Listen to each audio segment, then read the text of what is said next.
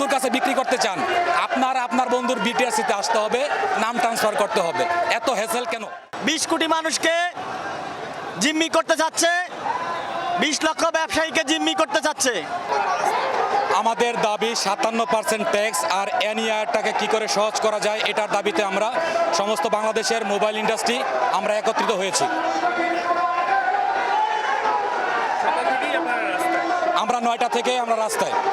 আমাদের দাবি যদি না মানা হয়, আমরা অনির্দিষ্টকালের জন্য আমরা অবরোধ করব, আমরা রাস্তা ছাড়ব না। সরকারের তরফ থেকে এখন পর্যন্ত আমাদেরকে কোনো বিবৃতি দেওয়া হয় নাই। এর আগে আমরা 2 দফা আমরা শান্তিপূর্ণ মানববন্ধন করেছি, কিন্তু সরকারের তরফ থেকে কোনো রেসপন্স করা হয় নাই। আজকে তো আপনারা মিডিয়ারা আসছেন, এর আগে কোনো মিডিয়াও আসে নাই।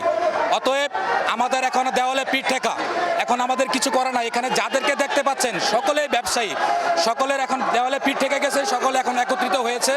আমাদের যে দাবি 57% ট্যাক্স কমানো হোক আর এনইআরটা সহজ করা হোক, এটার জন্যই আমরা সকলে একত্রিত হয়েছি। আর এনইআরটা যে এটা অনেকে জানেই না। এনইআরটা যদি আপনার ফোন আপনার বন্ধুর কাছে বিক্রি করতে চান, আপনার বন্ধুর বিটিআরসিতে আসতে হবে, নাম ট্রান্সফার করতে হবে। এত হ্যাসেল কেন বলেন? আর আপনারা 9-10টা সিন্ডিকেটকে সুবিধা দেওয়ার জন্য এই 22 লাখ ব্যবসায়িক রিজিক নিয়ে খেলতেছেন। 22 লাখের সাথে আর 30 লাখ পরিবার জড়িত আছে। এই 50-55 লাখ মানুষের কথা আপনারা একবার ভাবতেছেন না। আমি ডক্টর ইউনূস স্যারের উদ্দেশ্যে একটা কথা বলতে চাই। স্যার, আপনি তো সবসময় বলে আসছেন এই দেশে উদ্যোক্তা বাড়াতে। উদ্যোক্তা স্যার কি করে বাড়াবে স্যার? আপনারা তো উদ্যোক্তা বাড়ানোর আগেই স্যার উদ্যোক্তাদেরকে ধ্বংস করে দিচ্ছেন স্যার। মোবাইল ব্যবসায়ীদেরকে জিম্মি করা হচ্ছে।